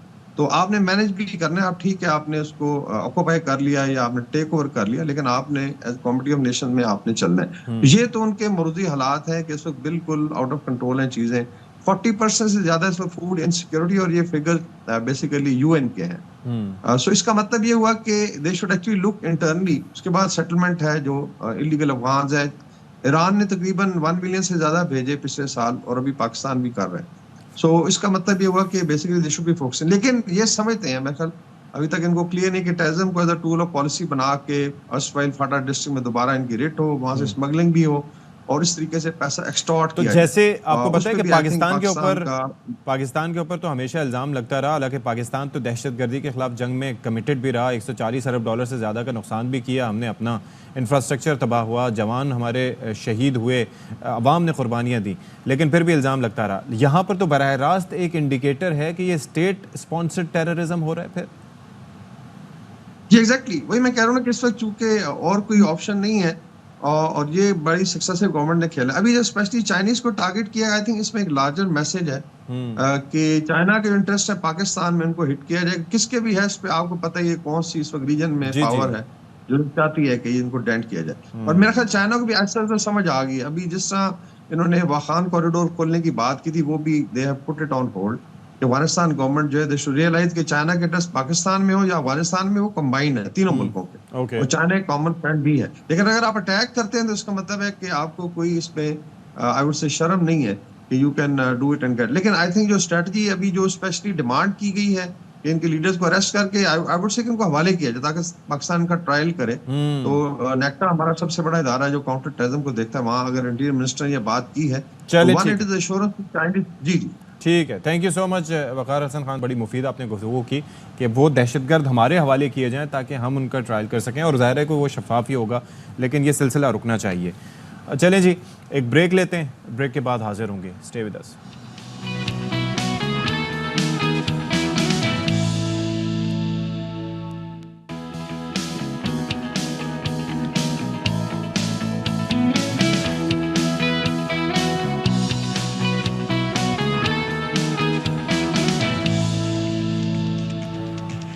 जी सज्जनों तो मित्रों, 9 बजे से 10 बजे का वक्त गुजर चुका। हेडलाइन अभी आपने मुलाहिजा की, और 10 से 11 बजे भी हमारा और आपका साथ होगा इंशाअल्लाह ताला। प्रोग्राम है हमारा बाखबर सवेरा, और बहुत से हम मामलात का आज अहाता करने की कोशिश करेंगे। और जाहिर है कि जिस तरह से हम बात कर चुके हैं कि गर्मी तो शदीद है ही, लेकिन ऐसे में हम क्या चाहते हैं कि गर्मी चलो है, वो एक फितरी एक तरीक़ेकार है उसका। गर्मी तो रहनी है, मौसम है तो मौसम को बर्दाश्त तो करना है, लेकिन ऐसे में बिजली की फरहमी तवातुर से हो। लेकिन अभी के इलेक्ट्रिक की जानिब से कहा गया है कि भाई ये जो वाजिबात हैं अगर उनकी अदायगी ना की गई तो फिर सिस्टम बैठ जाएगा। तो यह आप अंदाज़ा कर लीजिए कि यह कितना कंसर्निंग हो सकता है। वैसे ही हम ये देख रहे होते हैं कि ये गैर एलानिया जो लोड शेडिंग शहर क़ायद में हो रही है, इसकी वजह से लोग बड़े परेशान होते हैं, हब्स का शिकार शहरी। और आप सोचिए कि क्या हाल होता होगा और किस तरीके से लोग अपना गुजर बसर करते होंगे। और हर किसी के पास ज़ाहिर है कि ना जनरेटर्स हैं और ना ही उनके पास कोई यूपीएस वगैरह का सिस्टम है। तो इस हवाले से थोड़ा सा देखना चाहिए, सिंध हुकूमत को ये मामलात तय करने चाहिए। अच्छा, अब जो है वो एक और मसला है, यानी कि घर में ना रहें, घर से बाहर निकलें तो वहाँ पर मौजूद हैं लुटेरे, क्योंकि उनके हवाले से कह दिया जाता है कि उनके पास कमाई का कोई ज़रिया है नहीं, तो ज़ाहिर है वो बेचारे क्या करें, उन्होंने लूट मार करनी। अक्सर ये रीज़निंग दी जाती है, it doesn't make any sense, लेकिन फिर भी कहा जाता है कि जी ये रीज़न है। तो आप घर में महबूस रह नहीं सकते, काम कारोबार के लिए, रोज़गार के लिए, या वैसे ही बाहर आप अगर निकल रहे हैं तो वहाँ पर लुटेरे आपको पहुँच जाते हैं। ऐसे में कैसे शहरियों को महफूज बनाया जाए, कैसे जराइम से पाक इस शहर को किया जाए? तो लाहौर और इस्लामाबाद के मॉडल पर यहाँ पर भी सेफ सिटी प्रोजेक्ट कहा यह जाता है कि शुरू किया जा रहा है। लेकिन एक चक्कर ये है कि इस मंसूबे के लिए 3 अरब रुपए से ज़ायद की रकम अभी जारी की गई है और वज़ीर दाखिला सिंध की जानिब से सेफ सिटी मंसूबे का पहला मरहला 12 माह में मुकम्मल करने की हिदायत की गई है। और फिर सूबाई वज़ीर दाखिला ये कहते हैं कि दूसरे मरहले में कराची को मुकम्मल कवर करने की कोशिश की जाएगी और फिर साथ ये भी फरमाते हैं कि इस प्रोजेक्ट को सिंध भर में मज़ीद शहरों में भी वसी किया जाएगा, यानी कि बड़े बड़े शहर जो हैं वो कवर किए जाएंगे। अच्छा, मेरा इसमें सवाल बेसिकली ये है कि क्या 3 अरब रुपए काफ़ी होंगे, क्योंकि ये अगर हम इस्लामाबाद की बात करें तो वहाँ पर ही तकरीबन कोई 1500-1600 कैमरे लगे थे। फिर लाहौर में हमने देखा कि उसको भी बड़े वहाँ पर फैसिलिटेट किया गया था और वहाँ पर भी अरबों रुपए की लागत आई थी। अब इस्लामाबाद जो है वो कराची के मुकाबले में एक बहुत छोटा शहर है, वहाँ की आबादी भी कम है, यहाँ की आबादी भी बेइंतहा ज़्यादा है और कराची का रकबा भी अब आप ये देखिए कि कहाँ से कहाँ वसी होता जा रहा है। तो ऐसे में थोड़ा सा जंगी बुनियादों पर यहाँ पर काम होने की ज़रूरत है, तो मज़ीद इस पर फोकस होना चाहिए, क्योंकि जब तक इन मुल्ज़िमान की निशानदेही नहीं होगी और ज़ाहिर है कि ये जो सेफ सिटी प्रोजेक्ट्स के हैं इसके मुताबिक ना सिर्फ ये है कि ट्रैफिक की रवानी में ये कैमरे मुआविन साबित होते हैं, बल्कि इसके साथ साथ काफ़ी और चीज़ें जो हैं वो बेहतरी की जानिब जा सकती हैं अगर लोगों को मॉनिटर किया जाए, अगर प्रॉपर्ली इस चीज़ को देखा जाए। तो अफजल खान हमारे साथ मौजूद हैं, उनसे ज़रा बारे जान लेते हैं। अफजल खान, काफ़ी अरसे से इस बाबत बात हो रही थी कि जी आपको बताया कि जहाँ कोई वाक़या होता था तो हमें कभी किसी बैंक की CCTV फुटेज की जानिब देखना होता था, किसी घर की CCTV को देखना पड़ता था और कई जगह पे CCTV होती ही नहीं थी, पता ही नहीं चलता था, या कई जगह पे रिकॉर्डिंग नहीं होती थी। लेकिन अब ये सेफ सिटी जो प्रोजेक्ट शुरू हो रहा है, इब्तदाई तौर पर 3 अरब की लागत इस पर कहा जा रहा है कि लगेगी, लेकिन ये पहला मरहला है। कौन कौन से इलाके इसमें कवर होंगे?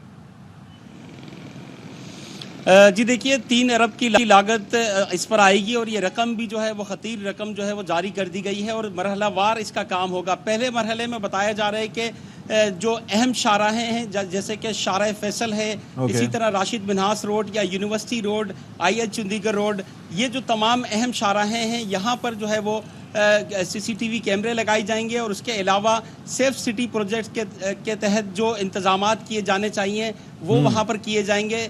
जो व्हीकल्स जो हैं वो फराहम की जाएंगी, उसके अलावा लाहौर तर्ज की डॉल्फिन फोर्स बनाई जाएगी। जबकि दूसरे मरहले में जो शहर के दाखिली और खारजी रास्ते हैं, जो अहम हाईवेज हैं, वहाँ पर जो है वो जो कैमरे लगाए जाएंगे और इसी तरह वहाँ पर भी जो है वो ना सिर्फ चौकियाँ बनाई जाएंगी, कितने कैमरे लगेंगे इब्तिदाई तौर पर? डिजिटल इब्तिदाई तौर है बताया जा रहा है कि 12,000 के करीब जो है वो कैमरे लगेंगे पहले मरहले में और उसके बाद मरहलावार ना सिर्फ कैमरों को जो है मजीद बढ़ाया जाएगा, बल्कि जो पहले से कम्युनिटी पुलिसिंग के ज़रिए जो पुलिस ने कैमरे लगाए थे उनको भी बेहतर किया जाएगा। उसके साथ साथ मजीद इंतजामात किए जाएंगे, जो डिजिटल कम्युनिकेशन नेटवर्क है उसको बेहतर किया जाएगा और उसके साथ साथ एमरजेंसी रिस्पॉन्स सिस्टम को बेहतर करने के लिए जो व्हीकल्स हैं उनको ख़रीदा जाएगा, अफरादी क़ुव्वत को बढ़ाया जाएगा और उनको खास ट्रेनिंग दी जाएगी ताकि सेफ सिटी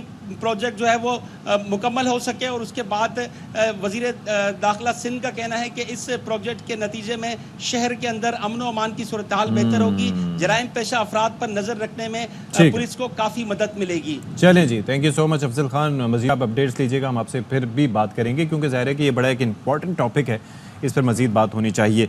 लेकिन 2 मराहिल में कहा जा रहा है कि काम होगा। अच्छा, इससे पहले जिस तरह से मैंने शुरू में तस्करा किया था कि भाई लोड शेडिंग के सताया अवाम है तो उनको मज़ीद परेशान ना किया जाए, लेकिन अब ये बुरी खबर जो सामने आई थी उस बाबत हम बात कर रहे थे कि के इलेक्ट्रिक और सिंध सरकार आमने सामने आ गए हैं और के इलेक्ट्रिक की जानिब से जो लेटर लिखा गया था, ख़त लिखा गया था, वो मंजर-ए-आम पर आ गया है, जिसमें यह कहा गया है कि सिंध हुकूमत ने 9 अरब 20 करोड़ रुपये बिजली की मद में अदा करने हैं और माली बहरान के बायस मुरम्मत और बहाली में मुश्किलात का सामना है और सिंध हुकूमत और वाटर बोर्ड ने जनवरी से अदायगियाँ नहीं की और शरह सूद बुलंद तरीन सतह पर है, कर्ज नहीं ले सकते, फौरी अदायगी ना हुई तो गर्मियों में नेटवर्क बैठ सकता है। सेक्रेटरी फाइनेंस और मेयर कराची को बता दिया है, जबकि इस हवाले से वज़ीर बल्दियात सिंध का मौक़िफ़ सामने आया था कि कराची में इज्तिमाई सज़ा का निज़ाम के इलेक्ट्रिक ने राइज कर दिया है और ढिठाई से मानते भी हैं।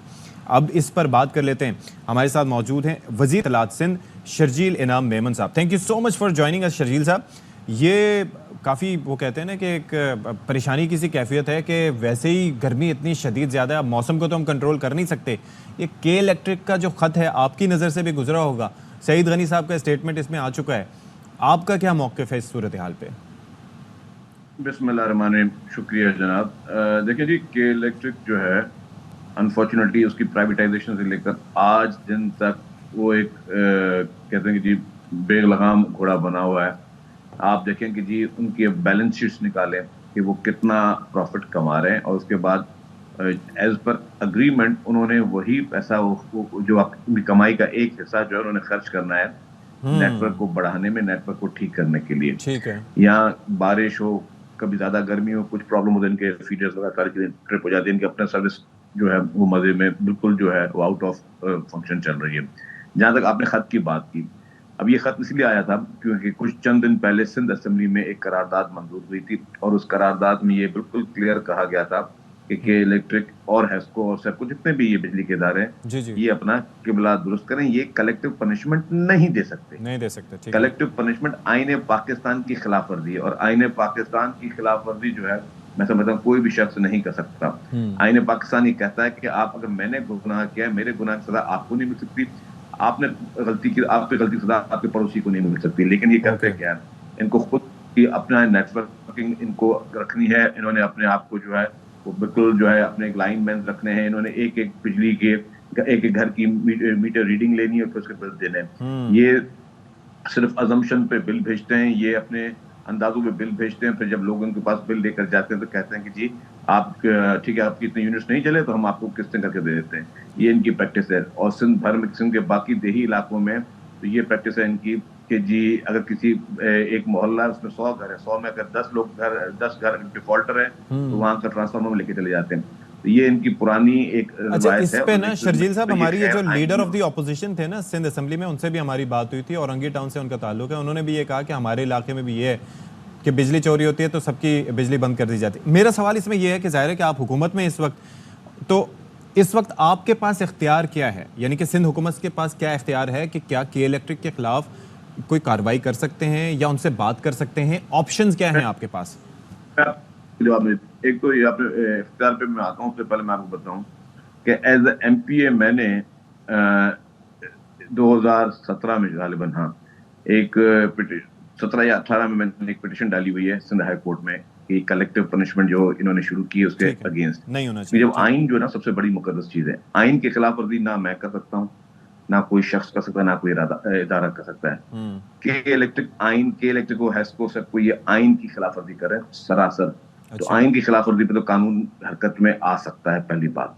अब आ जाए दूसरी बात, जहां तक उन्होंने खत की बात की, अभी खत भी तब आया जब असेंबली में रेजोल्यूशन पास हुए तो अचानक इनको याद आ गया कि जी हमारे कोई वाजिब अदा रहते हैं, बिल्कुल जी रहते होंगे, लेकिन हमारे भी वाजिब अदा रहते हैं।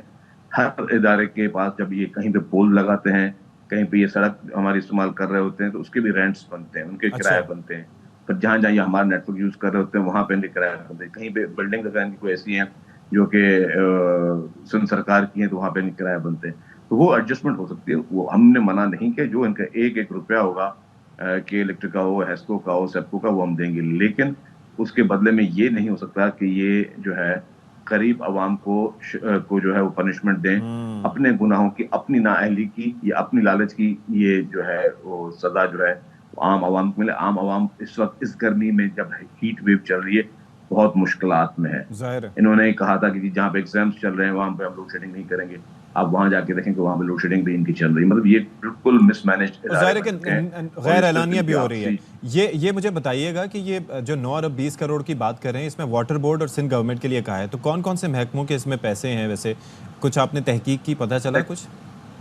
मैंने इनकी बिलिंग देखी नहीं। गवर्नमेंट इनको प्रॉपरली जो है वो पे करती है और गवर्नमेंट की तरफ से कोई डिले नहीं, लेकिन इनके जो इन्होंने जो वाजिब अदा गवर्नमेंट को देने हैं वो भी इन्होंने देने होंगे। डेफिनेटली इनके भी ऊपर गवर्नमेंट की वाजिब अदा होते हैं, वो भी गवर्नमेंट डेफिनेटली इनको भी देगी। डेफिनेटली ये भी यूज करते हैं अपने ऑफिस में जो फैसिलिटीज या यूटिलिटीज या करते हैं, पेमेंट इन्होंने खुद बैठकर जो है उसका रिकनसाइल बिल होंगे, इनके भी होंगे और हमारे भी होंगे। ओके, तो फिर ही पता चलेगा। अच्छा, मुझे ये बताइए कि जिस तरह से मैंने इख्तियार का पूछा कि ये जाहिर है कि आप मामला हाईलाइट भी कर सकते हैं, उठा भी सकते हैं, कहाँ तक ये बात जा सकती है और क्या कोई मुज़ाकरात के जरिए बात तय होगी या फिर क्या इरादा क्या है? इस मामले को सॉर्ट तो करना है वन वे और दी अनदर। अभी भी तैयार है। अभी भी हमारे एनर्जी मिनिस्टर नासिर हुसैन शाह साहब ने और सईद गनी साहब ने इनसे के इलेक्ट्रिक से मीटिंग की।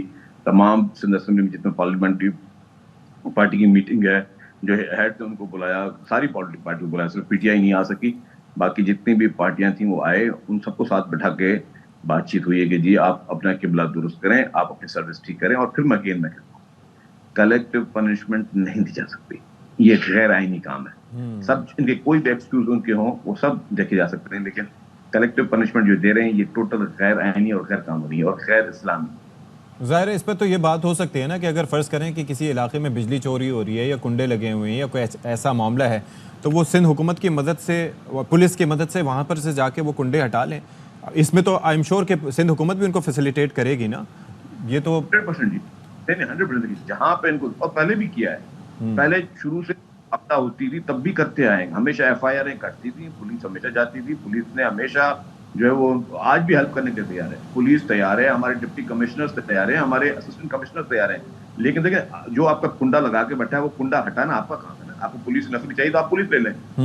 उसूलन अपने भी आप इनके दफातर में देखें, इनके CEOs के पास देखें 50-50 गार्ड चल रहे हैं, ये उसको भी यूज कर सकते हैं, बट क्योंकि गवर्नमेंट का मतलब ये एक प्राइवेट कंपनी जो सूबेदार इनके लिए हमेशा मौजूद है, तमाम हमारे डिप्टी कमिश्नर मौजूद हैं, लेकिन ये नहीं हो सकता कि आप अगर 5 घरों ने कुंडा लगाया तो आप पूरे इलाके की बिजली बंद कर दें। इसे unfortunately I don't want to use this words, but ये गैर कानूनी गैर आईनी काम है, ये बदमाशी कहते हैं, बदमाशी जो है वो इससे नहीं होती है। आपको हमेशा जो है इखलाक के दायरे में रहकर, कानून के दायरे में, कानून को हाथ में नहीं लेना चाहिए, ये बात लेना है। अगर आप किसी इलाके क्या है, जब ये लोड शेडिंग करते हैं या ये इलाकों में ये लोड शेडिंग करते हैं तो होता क्या है, आप देखें कि फिर पुलिस ने जाकर फेस करना होता है। जब लोग रोड ब्लॉक करते हैं, इलेक्ट्रिक वाले नहीं आते उनको करने के लिए, वो पुलिस के लिए मैस होता है, वो इंतजामिया के लिए मैस होता है। तो जब इंतजामिया आपका गंद साफ करे तो बराए मेहरबानी आप इतना गंद करें ही नहीं। किस तरह की ना आप पूरे मोहल्ले को बताएं, देखिए हर मोहल्ले वाला, हर शख्स, अमीर शख्स हो, गरीब शख्स हो, हर आदमी समझेगा ठीक है यार एक शख्स की बिजली इसलिए कटी हुई कि उसने बिल नहीं पे किया हुआ, ये मंतक है। आप पूरे इलाके की बिजली नहीं काट सकते इस चक्कर में कि जी आपके इलाके में 5 लोग जो है डिफॉल्टर है, इसलिए पूरे इलाके की बिजली काट, पूरे इलाके की बिजली। ट्रू। चलें, thank you so much Sharjeel इनाम मेमन साहब, वज़ीर इत्तलात सिंध हमारे साथ मौजूद थे। श्योर बल्कि ये उम्मीद की जा सकती है कि इस मामले का कोई हल निकाला जाए ताकि आवाम इससे बहरहाल सफ़र ना करें। अच्छा, एक ख़बर आप तक पहुंचाते हैं। चेयरमैन PCB मोहसिन नकवी साहब चेयरमैन PCB भी हैं और ज़ाहिर वज़ीर दाखिला भी हैं, तो उनकी दावत पर wheelchair cricket team Qaddafi stadium पहुंची और उनसे मुलाकात की। चेयरमैन PCB ने एशियन चैम्पियनशिप जीतने पर टीम को मुबारकबाद दी। शहजाद मलिक मज़ीद हमें इससे मुतालिक तफसीलात दे रहे हैं, बताइएगा शहजाद। बिल्कुल, पाकिस्तान की व्हील चेयर क्रिकेट टीम ने मुसलसल दूसरी बार एशियन चैंपियनशिप में फतह हासिल की है। Chairman Pakistan cricket board Mohsin Naqvi की खुसूसी दावत पर व्हील चेयर क्रिकेट टीम के खिलाड़ियों की क़ज़ाफ़ी स्टेडियम में आमद हुई।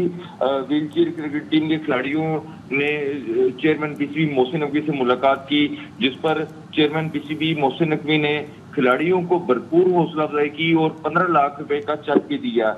चेयरमैन PCB मोहसिन नकवी का व्हील चेयर क्रिकेट टीम के लिए नेक ख्वाहिशात का इज़हार भी किया, जबकि उम्मीद जाहिर की मोहसिन नकवी ने कि व्हील चेयर क्रिकेट टीम आइंदा भी टूर्नामेंट्स जीतकर पाकिस्तान का नाम रोशन करेगी।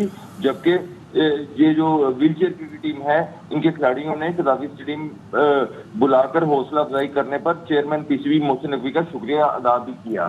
जी ठीक है जी, बहुत शुक्रिया आपका शहजाद मलिक। अच्छा जी, आप सियासी सूरत हाल का ज़रा अहता कर लेते हैं, क्योंकि वैसे तो मॉर्निंग शो है लेकिन ज़ाहिर है कि आपको हम एक गुलदस्ता बना के पेश करते हैं, तमाम तर सूरत हाल पर बात करते हैं। तो ऐसा कैसे हो सकता है कि सियासत से मुतालिक हम आपको आगाही ना दें? दिन का आगाज़ है और ज़रा आपको बता दें कि मुल्की सियासत में मुज़ाकरात की गूंज तो सुनाई दे रही है, लेकिन अमली इक़दामात से ज़्यादा बयानात तक ये मामला अभी तक महदूद है और हुकूमत और अपोजिशन में अभी तक बात आगे नहीं बढ़ रही। कायम मुकाम सदर यूसुफ रज़ा गिलानी कहते हैं कि PTI वाले किससे मुज़ाकरात करना चाहते हैं, हम तो हाजिर हैं। फिर यूसुफ रज़ा गिलानी साहब ने कहा कि कभी नहीं कहा कि हुकूमत के साथ नहीं है, नून लीग के साथ हुकूमत में शमूलियत के लिए बातचीत जारी है, अच्छे कामों में उन्हें सपोर्ट करेंगे।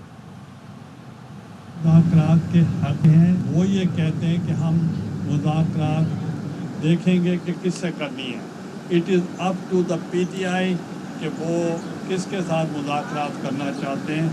हम मुज़ाकरात के लिए हाज़िर हैं। हमने कभी ये नहीं कहा कि हम हुकूमत के साथ नहीं हैं, हम हुकूमत का पूरा साथ दे रहे हैं, उनके अच्छे कामों की तारीफ कर रहे हैं। हमारी गुफ्तगू शुनीद चल रही है, कमेटी कॉन्स्टिट्यूट हो चुकी है, पंजाब गवर्नमेंट के साथ भी बात कर रही है, सेंट्रल गवर्नमेंट के साथ भी बात कर रही है। ये ना सोचा जाए कि हम चाहते हैं कि हम हुकूमत में रहें और हमारी रिस्पॉन्सिबिलिटी हमारे ऊपर ना आए।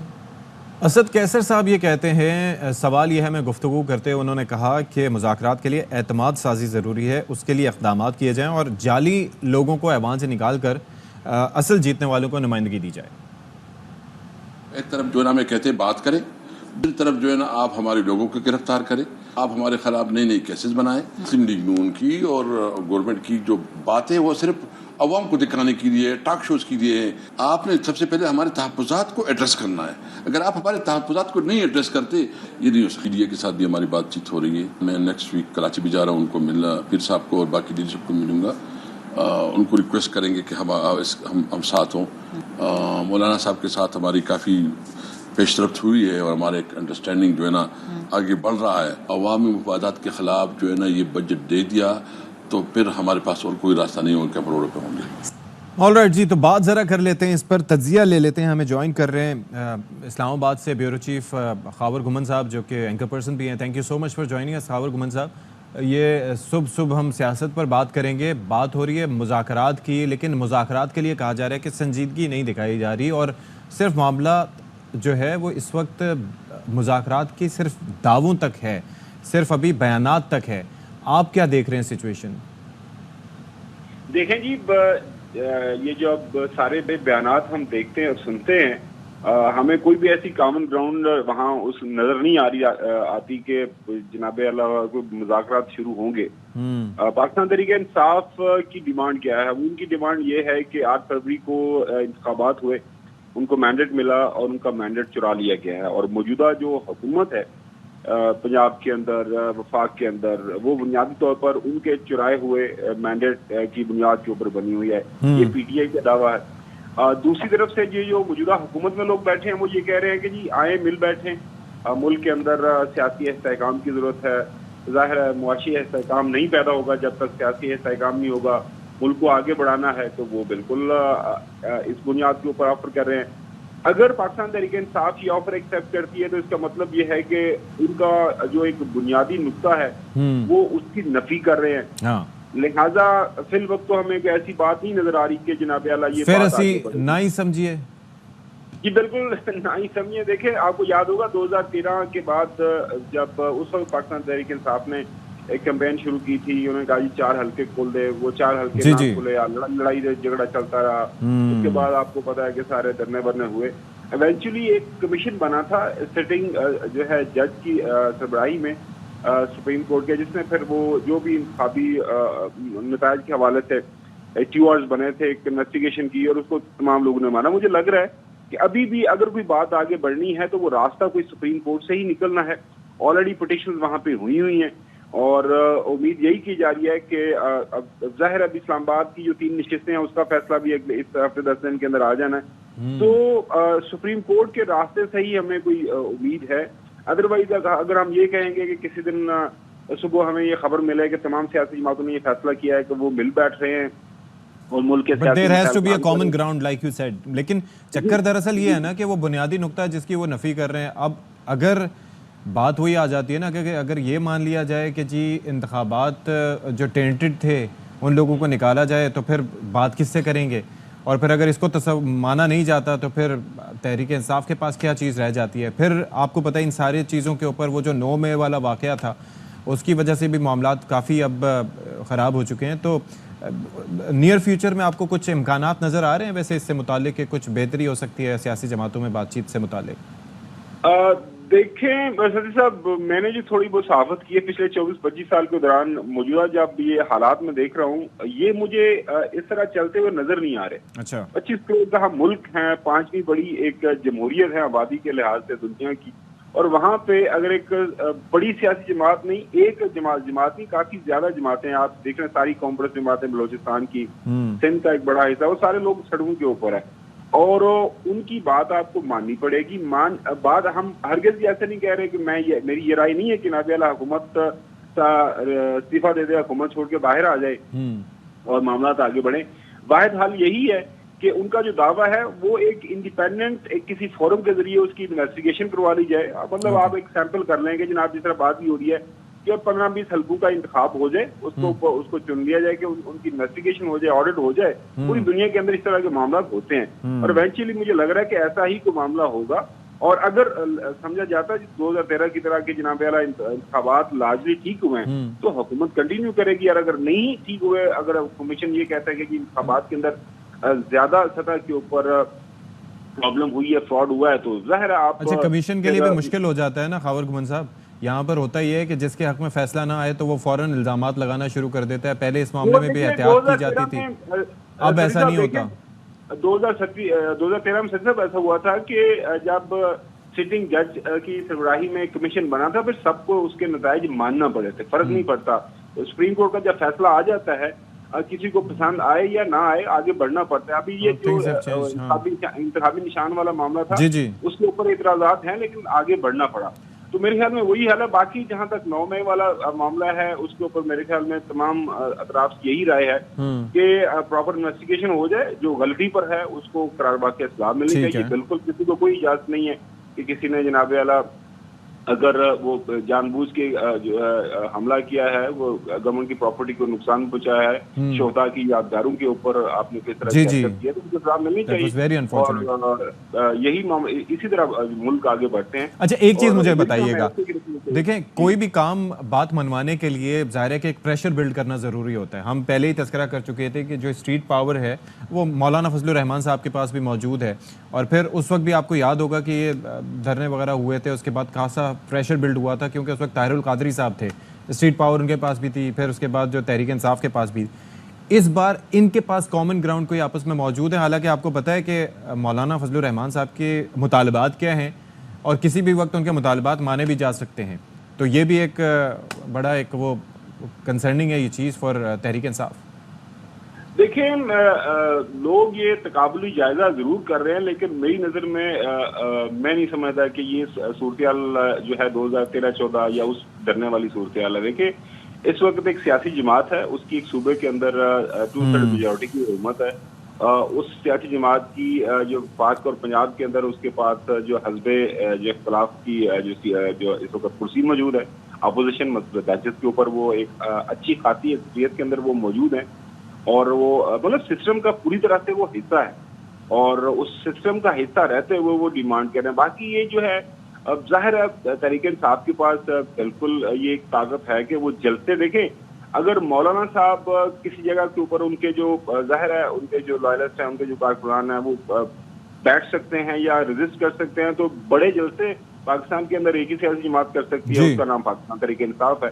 ठीक है। तो मेरे ख्याल में अगर साथ इन्होंने रहना तो देखिए नुक्ता एक ही है, नुक्ता ये है कि जी मुल्क के अंदर आइन और कानून की हुक्मरानी, जिस तरह अतिक रईस साहब भी बात कर रहे हैं, तो इवेंचुअली उम्मीद हमें अच्छे की रखनी चाहिए, सियासी जमातों को मिल बैठना ही पड़ेगा।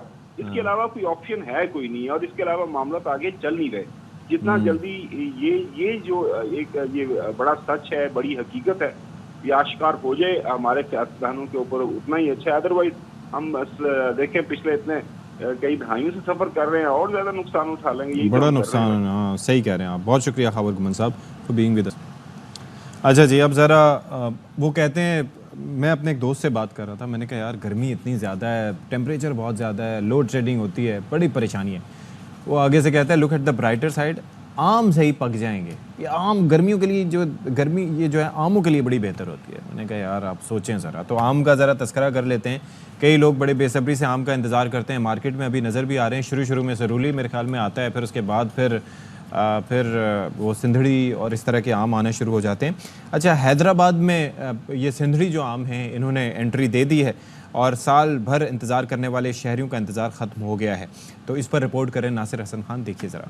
चलें जी, इंतज़ार आपका भी अल्लाह करे ख़त्म हो। मार्केट में नज़र तो आ रहे हैं आम, लेकिन देखते हैं कैसा टेस्ट है अभी, वल्लाह आलम। ब्रेक लेते हैं, ब्रेक के बाद हाजिर होंगे।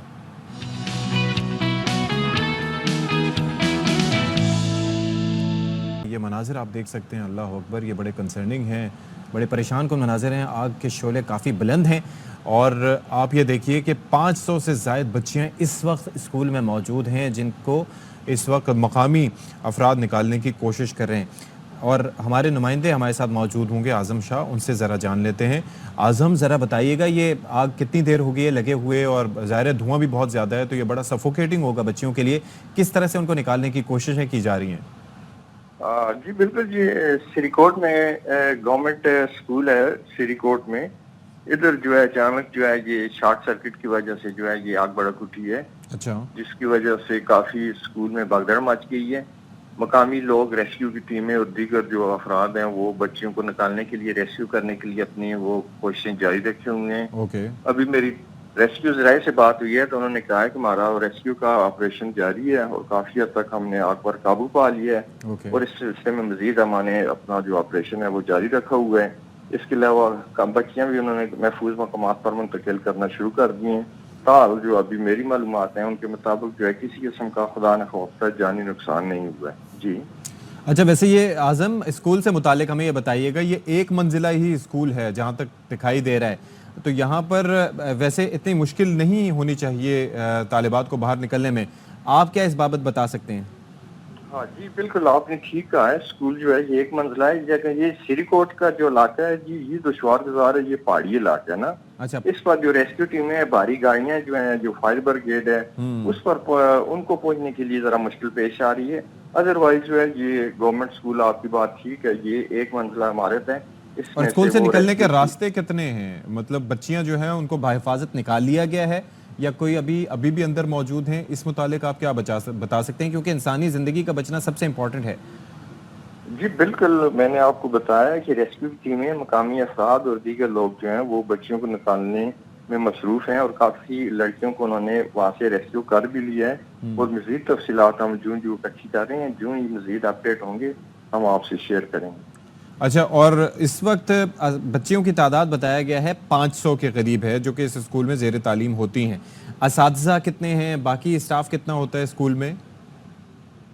जी बाकी स्टाफ का तो अभी कंफर्म नहीं है कितना है, वो भी लेडी स्टाफ ही है। लेडी स्टाफ में भी वो कह रहे हैं कि आधे के करीब वो उनको रेस्क्यू कर लिया गया है और 500 के करीब जो है लड़कियां जो है स्कूल में ज़ेर तालीम है। अच्छा। तो अभी तक जो है फिलहाल चूँकि ऑपरेशन रेस्क्यू का वो जारी है, तो अभी कुछ देर तक जो रेस्क्यू जो ऑपरेशन जो ओवर होगा तो फिर ही हम कोई हतमी बात कहने की काबिल। अच्छा आज़म, आपने हमें ये भी बताया कि ये दूर अफ्तादा इलाका है, पहाड़ी इलाका है, तो मुश्किल है, तो इस वक्त क्या रेस्क्यू 1112 पहुंच चुकी है वहां पर?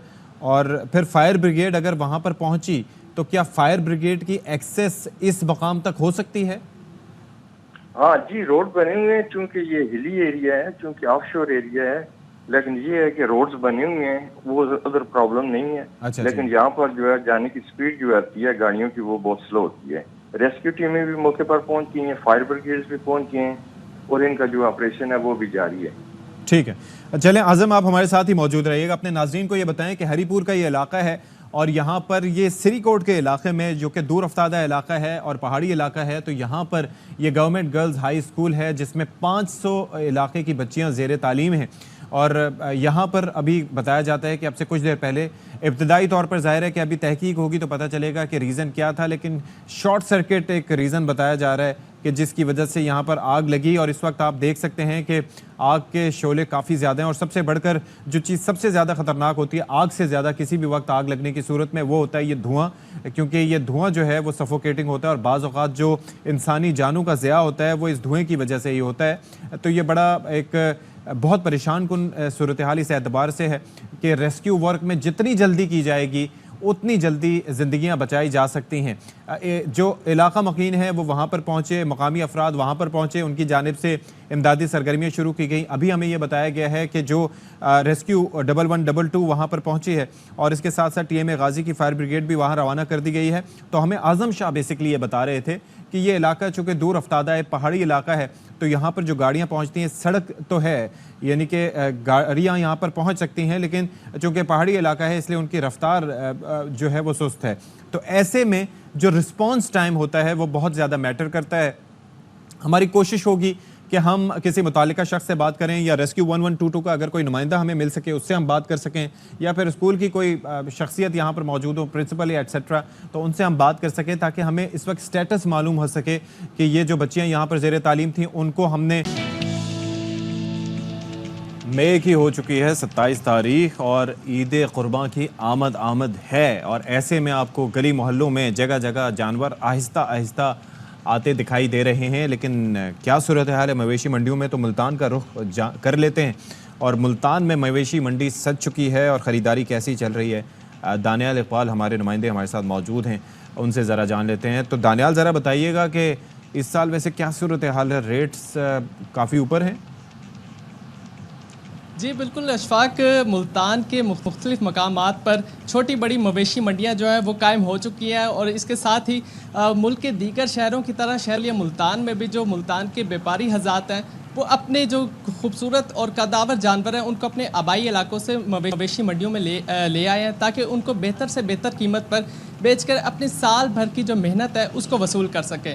लेकिन जो दाम है वो काफ़ी ज़्यादा है। जो ख़रीदार हज़ात हैं वो आते हैं और रेट पता करते हैं, भाव ताव करते हैं, लेकिन जो रेट है वो बनता हुआ नज़र नहीं आ रहा। व्यापारी हज़ात की जानिब से दुगने दाम वसूल करने का कहा जा रहा है, जबकि जो शहरी हैं वो अपनी सुन्नत इब्राहीमी की अदायगी के लिए जो व्यापारी हज़ात हैं उनके साथ भाव ताव करते हैं। जहां बात नहीं बनती तो वो फिर अपनी ख़रीदारी सिर्फ विंडो शॉपिंग तक महदूद किए हुए हैं। इसी तरह से अगर रेट्स की बात कर ली जाए तो बकरे जो हैं वो कम से कम 50,000 रुपये से शुरू होकर 1.5 से 2 लाख रुपए तक बकरे जा रहे हैं। अच्छा। और जो शहरियों का रुझान है वो भी भेड़ बकरियों की तरफ दिखाई दे रहा है। इसी तरह से अगर बड़े जानवर की बात कर ली जाए तो 45,000 रुपये फी मन गोश्त का रेट चल रहा है और 10 से 12 मन का जो जानवर है वो 5 से 6 लाख रुपए में मवेशी मंडियों में दस्तयाब है, जिसकी वजह से एक तो महंगाई भी बहुत ज़्यादा आसमान छूती महंगाई है और जो शहरियों की कुव्वत खरीद है वो जवाब देती दिखाई दे रही है।